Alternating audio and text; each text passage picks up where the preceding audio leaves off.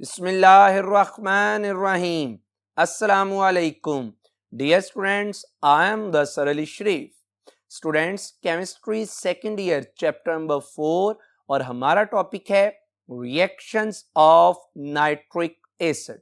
Student, ये जो topic है रिएक्शंस ऑफ नाइट्रिक एसिड, मैं आपके साथ इस टॉपिक को 2 लेक्चर्स में स्टडी करूंगा, यानी मैं इस टॉपिक को 2 लेक्चर्स में डिवाइड कर रहा हूं. आज हम रिएक्शंस ऑफ नाइट्रिक एसिड का इंशाल्लाह पहला पार्ट यानी चंद एक रिएक्शंस डिस्कस करेंगे.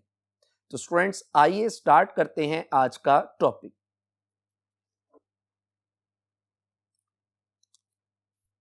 Reactions of nitric acid. Students, सबसे पहला जो मैं आपके साथ रिएक्शन डिस्कस करूंगा वो है डीकंपोजिशन, यानी नाइट्रिक एसिड का डीकंपोज हो जाना. स्टूडेंट्स, याद रख लीजिए कि जो नाइट्रिक एसिड है, प्योर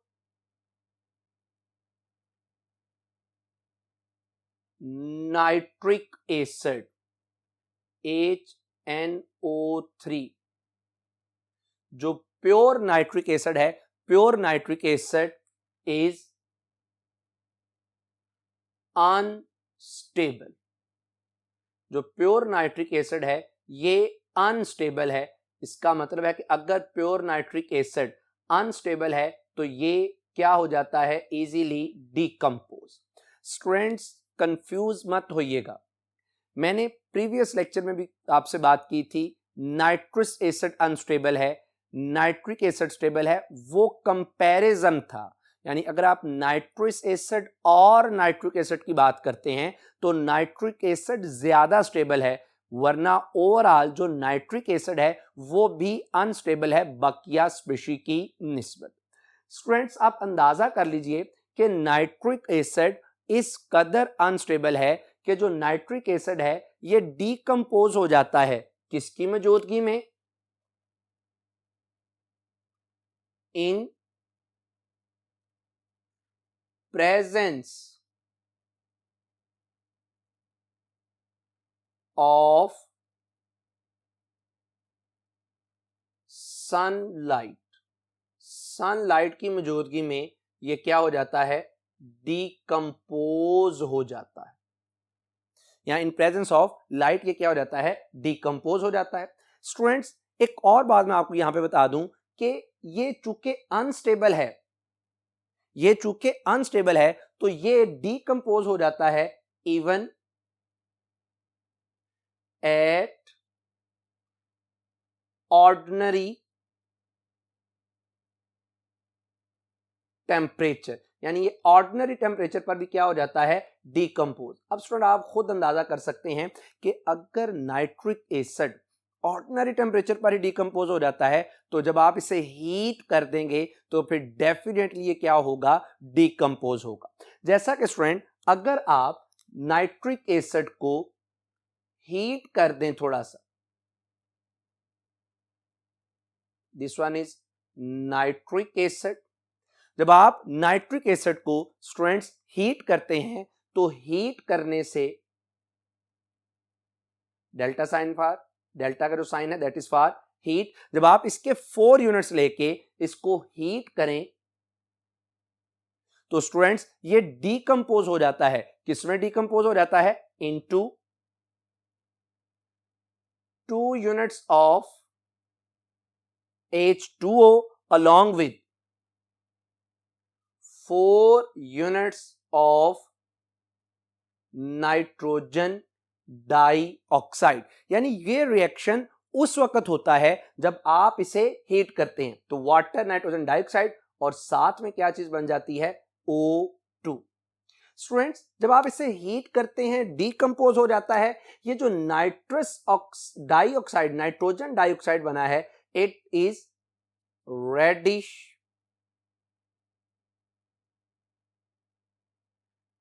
ब्राउन गैस. ये क्या है student, reddish brown gas.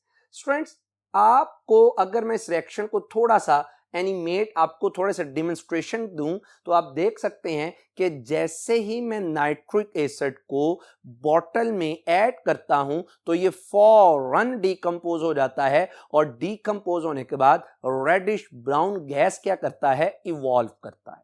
Students, ये तो डीकम्पोजिशन थी नाइट्रिक एसिड की जब आप इसे हीट करते हैं। स्टूडेंट्स, याद रख लीजिए कि अगर आपके पास नाइट्रिक एसिड रूम टेम्परेचर पर भी हो तो ये डीकम्पोज हो जाता है, बट रूम टेम्परेचर पर ये डीकम्पोज होता है किस में, die nitrogen pentoxide along with water. Students, ये मैं जो इक्वेशन लिख रहा हूं ये रूम टेम्परेचर की है। अब यहां पे ये जो डाई नाइट्रोजन पेंटॉक्साइड है ये फर्दर डिकम्पोज हो जाता है किस में, into N2O4 along with oxygen. तो स्टूडेंट्स, मैंने आपके साथ नाइट्रिक एसिड की डिकम्पोजिशन की दोनों सिचुएशंस लिख दी, यानी जब आप हीट करते हैं फिर भी किस तरह से ये डिकम्पोज होता है, और अगर ये रूम टेम्परेचर पर है तो फिर ये किस तरह से डिकम्पोज होता है। स्टूडेंट, बात करते हैं इसके नेक्स्ट रिएक्शन, नेक्स्ट प्रॉपर्टी की तरफ, और वो रिएक्शन है एज एन एसिड, यानी ये जो नाइट्रिक एसिड है ये HNO3 ये एसिड के तौर पर काम करता है। स्टूडेंट्स, अगर नाइट्रिक एसिड एक एसिड है तो इसका मतलब है कि ये रिलीज करता है क्या, प्रोटॉन यानी H+। स्टूडेंट्स, याद रखिएगा कि ये जो नाइट्रिक एसिड है HNO3 it is mono basic acid. Students, mono basic acid से मुराद है कि ये कितने H पॉजिटिव रिलीज करता है, it can release 1 H positive ion, कुछ इस तरह से। ये है HNO3, तो चूंकि ये मोनो बेसिक एसिड है तो ये रिलीज करेगा कितने H पॉजिटिव, 1 H पॉजिटिव, और स्टूडेंट साथ में ये बनता है हमारे पास नाइट्रेट NO3-। स्टूडेंट्स, अब ये जो नाइट्रेट बना है this is called conjugate base of nitric acid.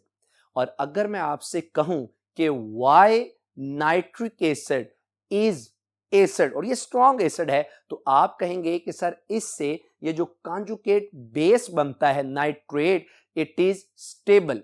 ये स्टेबल क्यों है, क्योंकि इसमें डीलोकलाइजेशन है, इसमें रेजोनेंस है पाई इलेक्ट्रॉन्स की। जैसा कि आप देख सकते हैं कि जब ये जो कॉन्जुगेट बेस नाइट्रेट बनता है ये खुद को स्टेबलाइज कर लेता है बाय द रेजोनेंस, जिसे आप डीलोकलाइजेशन यानी मूवमेंट ऑफ इलेक्ट्रॉन्स भी बोलते हैं।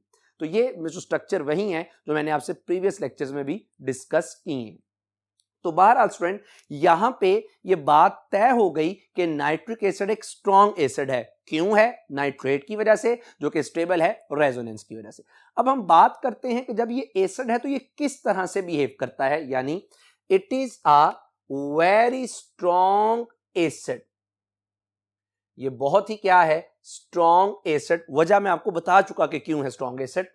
It exhibits all the usual general properties of acids. तो यहां तक ये बात ये कही कि जो नाइट्रिक एसिड है ये एक स्ट्रॉन्ग एसिड है और ये बिल्कुल उसी तरह की प्रॉपर्टी शो करता है जैसे कि कोई दूसरा strong acid different chemical reactions में क्या करता है, प्रॉपर्टीज को शो करता है। बहरहाल आगे बड़ी ही इंपॉर्टेंट लाइन, और मैं जो अगली लाइन है इसका एक शॉर्ट क्वेश्चन आपके साथ प्रीवियस लेक्चर में डिस्कस कर चुका हूं। आपसे मैंने पूछा था क्वेश्चन और मैंने कहा था कि जवाब इंशाल्लाह आपको आने वाले लेक्चर्स में मिल जाएगा। आज उस क्वेश्चन का जवाब इंशाल्लाह आपको मिलेगा। आगे जरा गौर कीजिएगा, where it's oxidizing properties are not shown.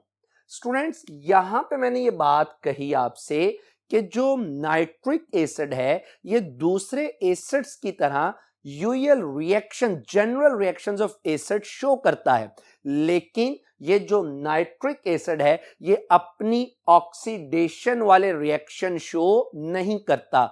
यानी क्वेश्चन यही है जो आपसे पहले भी डिस्कस किया कि नाइट्रिक एसिड एक्ट एज, जो नाइट्रिक एसिड है it acts as oxidizing agent while nitrous acid acts both as oxidizing and reducing agent. यानी यहां पे ये जो नाइट्रिक एसिड है ये रिड्यूसिंग एजेंट के तौर पर काम नहीं करता, ये काम करता है किसके तौर पर? Oxidizing agent. यानी नाइट्रिक एसिड खुद की रिडक्शन करवाता है लेकिन खुद की ऑक्सीडेशन करवाना पसंद नहीं करता। स्टूडेंट्स बढ़ते हैं इस क्वेश्चन के जवाब की तरफ। अब वजह क्या है? वजह यह है स्टूडेंट कि जब आप नाइट्रस एसिड की बात करते हैं तो नाइट्रस एसिड में नाइट्रोजन की ऑक्सीडेशन स्टेट +3 होती है। अब नाइट्रोजन बिलोंग करता है to the 5th A group of the periodic table और 5th A group of the periodic table अपनी मैक्सिमम ऑक्सीडेशन स्टेट शो कर सकते हैं +5।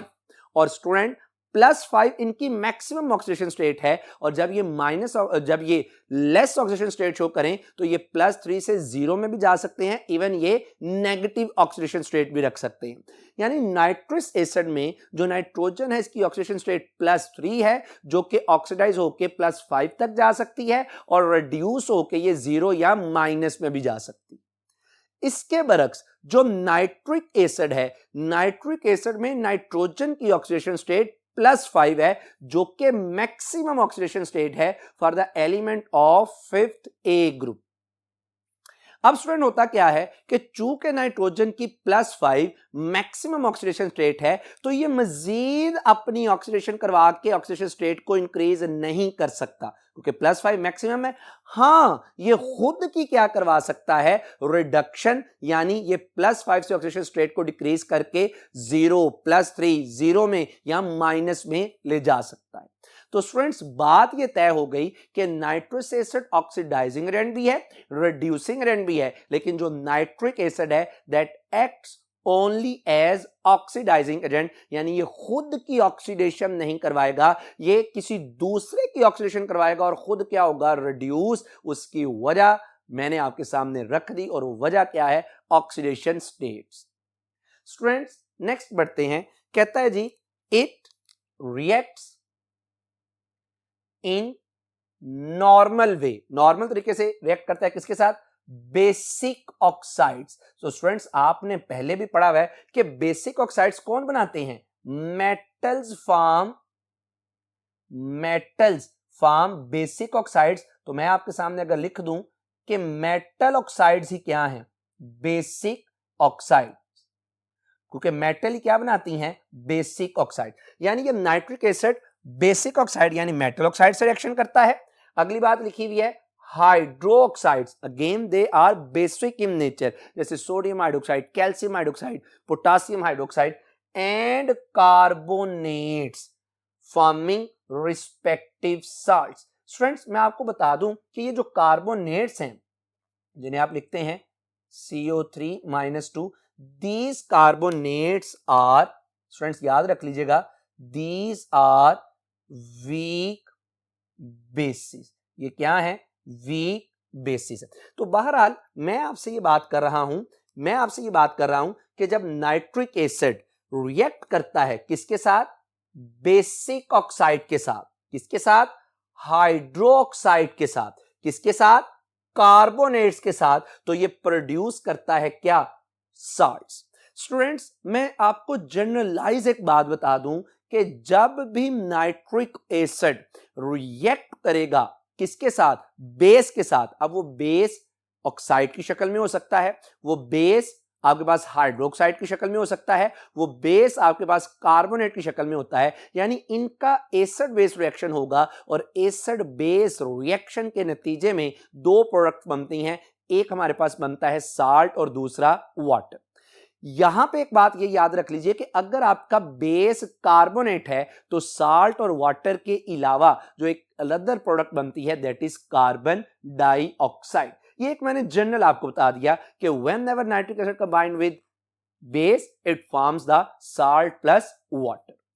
अब जरा देखते हैं, ये तो मैंने जनरल लिख दिया। अब मैं आपके सामने चंद एक एग्जांपल्स रखता हूं कि जिनमें ये वाक्य ही किसके तौर पे काम करता है? एसिड और साल्ट प्लस वाटर प्रोड्यूस करता है। स्टूडेंट्स, इसमें मैं आपके सामने सबसे पहले नाइट्रिक एसिड का रिएक्शन रखने लगा हूं with calcium oxide which is a basic oxide, metallic oxide. और जब 2 यूनिट नाइट्रिक ऑक्साइड के रिएक्ट करते हैं कैल्शियम ऑक्साइड से, तो स्टूडेंट यहां से जो एक प्रोडक्ट बनती है that is calcium nitrate CaNO3 twice. और स्टूडेंट साथ में हमारे पास जो बनता है दैट इज H2O। अब ये साल्ट है और ये क्या है, वाटर। इसी तरह स्टूडेंट जब एसिड नाइट्रिक एसिड रिएक्ट करता है सोडियम हाइड्रोक्साइड के साथ, तो यहां से हमारे पास बनता है अगेन साल्ट। और यहां पे साल्ट कौन सा बनेगा, NaNO3 along with water। Again ये जो सोडियम कार्बोनेट है, मैंने आपसे पहले कहा कि it is a weak base. जब ये रिएक्ट करता है with 2 units of nitric acid, तो यहां से अगेन हमारे पास एक साल्ट बनता है NaNO3। स्टूडेंट्स साथ में हमारे पास बनता है H2O। और स्टूडेंट साथ में हमारे पास जो प्रोडक्ट बनती है दैट इज CO2। तो स्टूडेंट्स ये इस तरह से रिएक्शन क्या कर जाता है, प्रोसीड। अगर मैं इस इक्वेशन को बैलेंस करूं तो यहां पे बैलेंस करने के लिए क्या आ जाएगा, 2।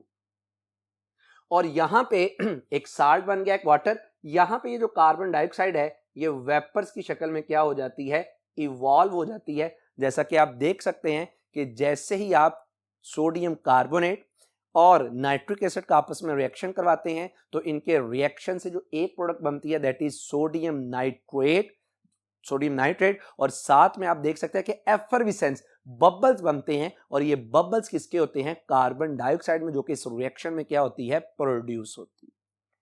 स्टूडेंट्स ये 2 मैंने आपके साथ रिएक्शन डिस्कस किए। अब असूलन इसके बाद थर्ड रिएक्शन आता है, लेकिन मैं तीसरे की बजाय चौथा reaction, fourth reaction of nitric acid को डिस्कस कर रहा हूं।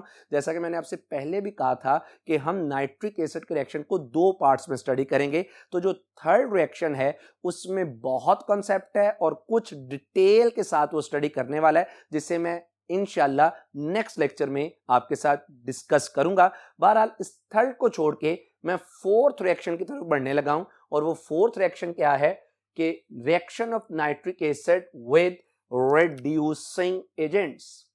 स्टूडेंट्स रिड्यूसिंग एजेंट्स क्या होते हैं, जो दूसरों को रिड्यूस करें और खुद क्या हो जाएं, ऑक्सीडाइज हो जाएं। यानी जब nitric acid in reducing agents के साथ काम करेगा तो नाइट्रिक एसिड की खुद की क्या हो जाएगी, रिडक्शन, और किसी दूसरे की ये क्या कर देगा, ऑक्सीडेशन। अब किस तरह से कहता है जी, रिड्यूसिंग एजेंट्स कौन कौन से, जैसे फेरस सल्फेट FeSO4, जैसे हाइड्रोजन सल्फाइड H2S, जैसे hydrogen iodide HI are converted into, यानी फेरस सल्फेट कन्वर्ट हो जाता है किस में, फेरिक सल्फेट, जिसमें इसकी oxygen state +3। Hydrogen sulphide convert हो जाता है स्टूडेंट किस में, सल्फर में। और हाइड्रोजन आयोडाइड कन्वर्ट हो जाता है किस में, आयोडीन। कब, when they react with concentrated nitric acid, जब ये कंसंट्रेटेड नाइट्रिक एसिड के साथ क्या करते हैं, रिएक्शन। यानी जब आपके पास ये जो नाइट्रिक एसिड है, जब आप इसे ट्रीट करवाते हैं स्टूडेंट किसके साथ, हाइड्रोजन सल्फाइड के साथ, तो यहां से होता कुछ इस तरह से है कि यहां पे हमारे पास जो नाइट्रिक एसिड है इसके 2 यूनिट रिएक्ट करते हैं किसके साथ student, with 3 units of hydrogen sulphide to form, और कीजिएगा 4 यूनिट्स ऑफ वाटर। और साथ में जो हमारे पास प्रोडक्ट बनती है students that is 2 units of nitrogen monoxide. और साथ में हमारे पास एलिमेंटल फॉर्म में क्या चीज बनती है, सल्फर। अब मैं इस रिएक्शन में ये साबित करने लगा हूं कि जो नाइट्रिक एसिड है इसकी रिडक्शन हुई, जबकि जो हाइड्रोजन सल्फाइड है इसकी क्या हो गई, ऑक्सीडेशन। किस तरह से स्टूडेंट्स, अगर आप गौर करें तो यहां पे एक नाइट्रोजन की ऑक्सीजन की oxygen state -2 multiplied by 3। Hydrogen की ऑक्सीडेशन स्टेट यहां पे स्टूडेंट क्या है +1, तो यकीनन नाइट्रोजन की क्या होगी +5। अब ये नाइट्रिक एसिड कन्वर्ट हो गया किस में, नाइट्रोजन मोनोऑक्साइड में, तो यहां पे इसकी ऑक्सीजन स्टेट ऑक्सीजन की -2, जबकि नाइट्रोजन की कितनी है +2। अब अगर आप गौर करें तो इस रिएक्शन में क्या हुआ कि नाइट्रोजन +5 से कन्वर्ट हो गया स्टूडेंट्स किस में +2 में, यानी नाइट्रोजन की ऑक्सीडेशन स्टेट डिक्रीज कर गई, जिसका मतलब है कि यहां पे नाइट्रोजन की क्या हो गई, यहां पे डिक्रीज कर गई, सॉरी स्टूडेंट्स, तो यहां पे फिर नाइट्रोजन की क्या हो गई रिडक्शन। इसके बरक्स अगर आप हाइड्रोजन सल्फाइड को देखें तो यहां पे सल्फर की ऑक्सीडेशन स्टेट क्या है -2, अगेन हाइड्रोजन की तो आपको पता है, बारहा दफा ये बात कर चुके, +1। रिएक्टेंट में हाइड्रोजन सल्फाइड सल्फर पे -2, जब ये प्रोडक्ट बनती है तो स्टूडेंट यहां पे इसकी ऑक्सीजन स्टेट हो जाती है 0, और यकीनन आपको पता है कि 0 बड़ा है और -2 छोटा, यानी ये -2 से किस में चला जाता है 0 में, यानी इसकी क्या हो जाती है ऑक्सीडेशन। तो स्टूडेंट्स इसका मतलब ये हुआ कि इस रिएक्शन में H2S एक रिड्यूसिंग एजेंट के तौर पे काम किया, क्योंकि H2S ने नाइट्रिक एसिड की रिडक्शन कर दी और खुद को क्या कर लिया ऑक्सीडाइज कर लिया। स्टूडेंट्स ये तो वो रिएक्शन है जो मैंने आपके सामने टेक्स्ट बुक के मुताबिक लिख दिया और आपको समझा दिया। अगर मैं इस रिएक्शन को थोड़ा सा डेप्थ में जाके बताऊं तो ये रिएक्शन बुनियादी तौर पे 2 स्टेप्स में होता है। स्टूडेंट पहले स्टेप में क्या होता है कि ये जो नाइट्रिक एसिड है ये डीकंपोज हो जाता है किस में, इनटू नाइट्रोजन मोनोऑक्साइड, वाटर, और साथ में बनती है नेसेंट ऑक्सीजन। अब स्टूडेंट्स ये जो नेसेंट ऑक्सीजन है ये अगले स्टेप में रिएक्ट करती है विद हाइड्रोजन सल्फाइड और कन्वर्ट कर देती है हाइड्रोजन सल्फाइड को किस में, एलिमेंटल सल्फर में, अलोंग विद वाटर। स्टूडेंट्स आप जरा इस सेकंड रिएक्शन में गौर करें कि नेसेंट ऑक्सीजन के कितने यूनिट्स यूज हो रहे हैं, एक, जबकि फर्स्ट रिएक्शन में नेसेंट ऑक्सीजन के कितने यूनिट्स प्रोड्यूस हुए, 3। तो हम सेकेंड इक्वेशन में भी नेसेंट ऑक्सीजन को बैलेंस करने के लिए मल्टीप्लाई कर देते हैं किसके साथ, 3 के साथ। इस यूं जितने नेसेंट ऑक्सीजन प्रोड्यूस हुए थे उतने ही अगले स्टेप में वो क्या हो जाएंगे यूज। इसके बाद स्टूडेंट हम ये जो पहली इक्वेशन है जिसमें नाइट्रिक एसिड डीकंपोज हुआ और जो दूसरी इक्वेशन तो 3 से मल्टीप्लाई करके हासिल हुई, जब हम इन दोनों को आपस में ऐड करते हैं तो आपके पास हमारी एक्चुअल इक्वेशन बन जाती है जिसमें 2 यूनिट नाइट्रिक एसिड के रिएक्ट करते हैं 3 यूनिट्स ऑफ हाइड्रोजन सल्फाइड और आपके पास ये प्रोडक्ट बन जाती है। इस फाइनल इक्वेशन में नेसेंट ऑक्सीजन अपीयर नहीं हुई क्योंकि नेसेंट ऑक्सीजन बड़ी रिएक्टिव है, जैसे रिएक्शन में प्रोड्यूस हुई यूटिलाइज हो गई और यहां से क्या हो गई खत्म हो गई। स्टूडेंट्स ये तो एक एग्जांपल थी इसके रिएक्शन की जिसमें ये रिएक्ट करता है रिड्यूसिंग एजेंट्स के साथ। स्टूडेंट्स बढ़ते हैं इसकी एक और एग्जांपल की तरफ। नेक्स्ट जो इसकी एग्जांपल मैं आपके साथ डिस्कस करने जा रहा हूं वो है reaction of hydrogen iodide. Hydrogen iodide का रिएक्शन किसके साथ, नाइट्रिक एसिड के साथ। तो स्टूडेंट इस रिएक्शन में होता क्या है कि 6 यूनिट्स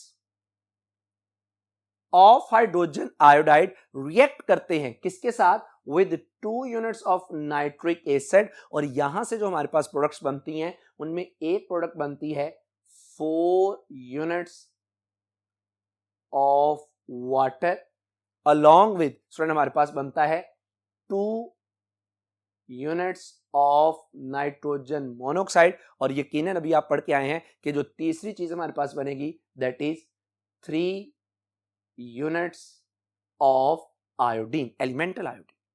स्टूडेंट्स ये रिएक्शन भी सेम उसी तरह से प्रोसीड करता है जैसा मैंने आपको 2 स्टेप्स में हाइड्रोजन सल्फाइड का रिएक्शन दिखाया था। और अगर मैं इस रिएक्शन में ऑक्सीडेशन स्टेट्स को आपके सामने रखूं तो यहां पे आयोडीन की ऑक्सीडेशन स्टेट -1, जबकि एलिमेंटल फॉर्म में फ्री स्टेट में इसकी ऑक्सीडेशन स्टेट क्या है 0, यानी ये -1 से कन्वर्ट हो जाता है स्टूडेंट्स किस में, 0 में। तो इसका मतलब है कि -1 स्मॉलर है और 0 क्या है, एक लार्जर नंबर। तो चूंकि ऑक्सीडेशन स्टेट इंक्रीज कर गई तो मैं कहूंगा कि यहां पे हाइड्रोजन आयोडाइड की क्या हो गई ऑक्सीडेशन। इसके बरक्स जो नाइट्रिक एसिड में नाइट्रोजन है इसकी ऑक्सीडेशन स्टेट है +5, और प्रोडक्ट में इसकी ऑक्सीडेशन स्टेट आती है +2, यानी अब इसकी ऑक्सीडेशन स्टेट क्या कर गई, डिक्रीज, तो मैं कहूंगा कि इसकी क्या हो गई, रिडक्शन। तो अगेन ये उसी प्रॉपर्टी को जस्टिफाई करता है जो हमने पहले हाइड्रोजन सल्फाइड के लिए डिस्कस। आपके सामने इसी रिएक्शन की एक और एग्जांपल रखे देता हूं, जिसमें एसिडिफाइड फेरस सल्फेट यानी FeSO4 में ऐड किया हुआ सल्फ्यूरिक एसिड H2SO4 रिएक्ट करता है नाइट्रिक एसिड के साथ और इसके नतीजे में बनता है फेरिक सल्फेट, साथ में नाइट्रोजन मोनोऑक्साइड और वाटर। स्टूडेंट्स, अगर आप अगेन इस रिएक्शन में गौर करें तो रिएक्टर में फेरस सल्फेट में मौजूद आयरन की ऑक्सीडेशन स्टेट है +2। जब ये प्रोडक्ट में फेरिक सल्फेट में जाता है तो इसकी ऑक्सीडेशन स्टेट हो जाती है +3। इसका मतलब ये हुआ कि आयरन की ऑक्सीडेशन स्टेट इंक्रीज कर गई, यानी आयरन अपनी क्या करवा लेता है, ऑक्सीडेशन।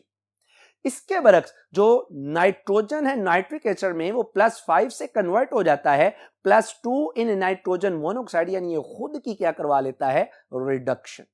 अगेन ये रिएक्शन बिल्कुल उसी पैटर्न पर होता है जैसा कि आपने प्रीवियस रिएक्शंस को स्टडी किया। स्टूडेंट्स, फिफ्थ इसमें जो रिएक्शन है बहुत बहुत important examination point of view से और आपके इंटरेस्ट के लिए भी ये बहुत ही बेहतरीन रिएक्शन है। वो रिएक्शन कौन सा है, एक्वा रिजिया। एक्वा रिजिया भी हम बनाते हैं किससे, नाइट्रिक एसिड से, लेकिन उससे पहले मैं आपको बता दूं कि जो एक्वा रिजिया है इसका एक और नाम है रॉयल्स वाटर,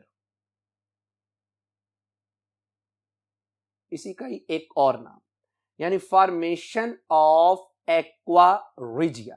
अब एक्वा रिजिया बनता कैसे है और इसका फायदा क्या है, ये हम इस रिएक्शन में डिटेल से स्टडी करने वाले। स्टूडेंट्स, एक्वा रिजिया क्या है, सबसे पहले ये बात करते हैं कि when 1 volume of concentrated nitric acid, जब आप एक वॉल्यूम लेते हैं किसका, कंसंट्रेटेड नाइट्रिक एसिड का, और आप इसे ट्रीट करवाते हैं, इज मिक्स्ड विद, इसे आप मिक्स करवाते हैं with 3 volumes of concentrated HCl, यानी एक वॉल्यूम कंसंट्रेटेड नाइट्रिक एसिड का लेना है, इसे मिक्स करना है 3 वॉल्यूम्स ऑफ HCl, यानी अगर आपने 1 ml नाइट्रिक एसिड लिया तो 3 ml आप क्या लेंगे, हाइड्रोक्लोरिक एसिड। तो यहां से क्या होता है, एक्वा रिजिया इज फॉर्म। अब ये एक्वा रिजिया क्या करता है, इट इज एम्प्लॉयड, ये इस्तेमाल होता है टू डिजॉल्व, ये डिजॉल्व कर लेता है किसको student, gold and platinum. Student, ये जो गोल्ड और प्लैटिनम है ना, दीज आर नोबल मेटल्स, यानी इनकी रिएक्टिविटी क्या होती है, बहुत कम। ये जो एक्वा रिजिया है, सॉरी, ये जो नोबल मेटल्स हैं ये किसी और सॉल्वेंट में डिसॉल्व नहीं होती, इवन अकेले नाइट्रिक एसिड या इंडिविजुअल हाइड्रोक्लोरिक एसिड में भी डिसॉल्व नहीं होती, ये डिसॉल्व होती है किसमें, एक्वा रिजिया। नोबल मेटल्स हैं, इनकी रिएक्टिविटी क्या होती है, बहुत ही कम। स्टूडेंट्स, अब डिटेल से इस रिएक्शन को समझाने से पहले मैं आपको एक बात बता दूं कि जो फ्रेशली प्रिपेयर्ड एक्वा रिजिया है इट इज कलरलेस, लेकिन विद इन सेकेंड्स इसका जो कलर है वो चेंज होके क्या हो जाता है, ऑरेंज हो जाता है।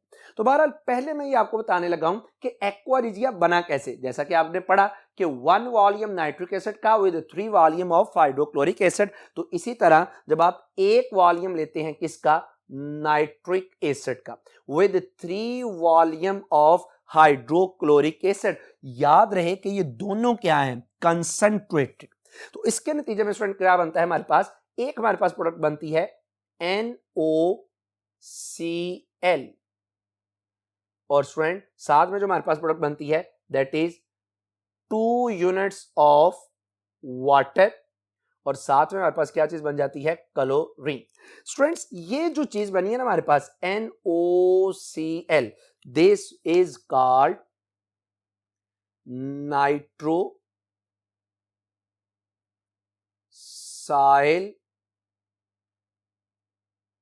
क्लोराइड। अब ये जो नाइट्रोसाइल क्लोराइड बना है ये क्या करता है, nitrosyl chloride form is decompose, ये टूट जाता है किसमें, giving NO stands for nitrogen monoxide and nascent chlorine. Students, मैं ना आपको एक बात बता दूं, there is a difference between nascent chlorine, atomic chlorine and molecular chlorine, इन तीनों में फर्क होता है। बहरहाल जो नेसेंट क्लोरीन है इसकी रिएक्टिविटी क्या होती है, बहुत ही ज्यादा। यहां पे ये जो नाइट्रोसाइल क्लोराइड है ये डिकम्पोज हो जाता है into nitrogen monoxide along with nascent chlorine. ये स्क्वायर ब्रैकेट्स में जो क्लोरीन लिखी जाए इसे आप नेसेंट क्लोरीन बोलते हैं। तो स्टूडेंट यहां तक मैंने आपको ये बताया कि एक्वा रिजिया बना कैसे। अब इस एक्वा रिजिया में से आई NOCl जो कि डिकम्पोज हो गया किसमें, NO और nascent chlorine.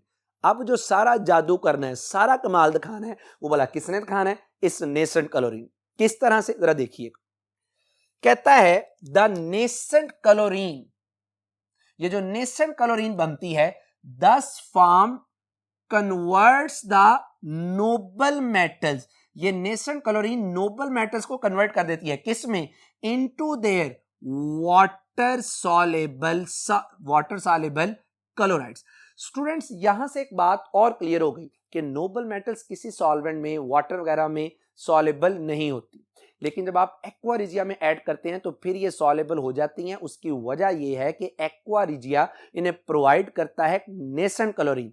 Nascent chlorine react करती हैं नोबल मेटल के साथ और नोबल मेटल्स को उनके क्लोराइड्स में कन्वर्ट कर देती हैं, and these chlorides are soluble in water. जैसे गोल्ड इस नेसेंट क्लोरीन के साथ रिएक्शन करता है, यानी 3 यूनिट्स अगर आप इसके लें तो यहां से हमारे पास बन जाता है क्या, AuCl3, and this chloride is soluble in aqua regia, यानी ये क्लोराइड की शक्ल में क्या हो जाते हैं, सॉल्युबल। इसी तरह स्टूडेंट ये जो प्लैटिनम है, अच्छा मैं आपको और बताऊं, ये जो प्लैटिनम है ना, इसको कॉमनली हम बोलते हैं व्हाइट गोल्ड, और स्टूडेंट ये आम गोल्ड की निस्बत क्या होता है, महंगा होता है। बहरहाल ये भी रिएक्ट करता है with the 4 units of nascent chlorine और कन्वर्ट हो जाता है स्टूडेंट किस में, प्लैटिनम टेट्राक्लोराइड। स्टूडेंट्स ये जो मैंने आपके सामने बातें रखी कि जिसमें आपने एक्वा रिजिया के जरिए से डिसॉल्व कर लिया नोबल मेटल्स को, अगर इन्हीं को आप डिटेल से, मैं आपको थोड़ा सा इसकी डेमोन्स्ट्रेशन देने की कोशिश करूं तो आप देख सकते हैं कि ये मेरे पास एक ग्लास में गोल्ड कॉइन, मैं इस कॉइन में क्या ऐड करता हूं, hydrochloric acid along with nitric acid. Ratio आपने पढ़ी है कि 1 और 3 की है, नाइट्रिक एसिड 1 वॉल्यूम और हाइड्रोक्लोरिक एसिड आप लेते हैं 3 वॉल्यूम। जब आप ऐड करते हैं तो आप देख सकते हैं कि यहां से कुछ बबल्स आ रहे हैं, यहां से डिसॉल्व होना, रिएक्शन होना क्या हो जाता है, स्टार्ट। जब आप मजीद मिक्सचर ऐड करते हैं और आफ्टर सम टाइम आप देख सकते हैं कि जो आपको पहले गोल्ड कॉइन नजर आ रहा था वो एक्वा रिजिया की वजह से अब मौजूद नहीं, बल्कि वो उसमें क्या हो चुका, डिसॉल्व हो चुका। स्टूडेंट ये जो एक्वा रिजिया है ये ना सिर्फ नोबल मेटल्स को डिसॉल्व करने के लिए इस्तेमाल होता है, बल्कि जब आप इन नोबल मेटल्स को माइनिंग से एक्सट्रैक्ट करते हैं तो ये उन माइन से, उन ऑर्स से नोबल मेटल्स की सेपरेशन और प्योरिफिकेशन के लिए भी क्या होता है, इस्तेमाल होता है। स्टूडेंट्स नेक्स्ट जो 6 नंबर पे मैं इसका रिएक्शन आपके साथ स्टडी करने जा रहा हूं वो है रिएक्शन विद ऑर्गेनिक कंपाउंड्स, यानी नाइट्रिक एसिड रिएक्ट करता है ऑर्गेनिक कंपाउंड्स। वो ऑर्गेनिक कंपाउंड कौन कौन से हैं, जैसे नाइट्रिक एसिड रिएक्ट करता है ग्लिसरीन के साथ टू फॉर्म और बनाता है क्या बोला, नाइट्रोग्लिसरीन, जो कि आपके ये सामने लिखा हुआ है नाइट्रोग्लिसरीन। इसी तरह ये टॉलीन के साथ रिएक्शन करता है तो ये यहां से बनाता है ट्राई नाइट्रो टॉलीन। आपके सामने मैं रिएक्शन भी शो कर रहा हूं कि किस तरह से ये रिएक्शन होता है। इसी तरह जब ये फिनोल के साथ रिएक्शन करता है तो student it produce picric acid. अब ये जो 3 इसने कंपाउंड बनाए हैं और मैंने आपके सामने इन तीनों के रिएक्शन भी रख दिए हैं, ये जो कंपाउंड्स हैं these compounds are used as explosive material, धमाका खेज मवाद बनाने के लिए इन मटेरियल्स का क्या किया जाता है, इस्तेमाल किया जाता है।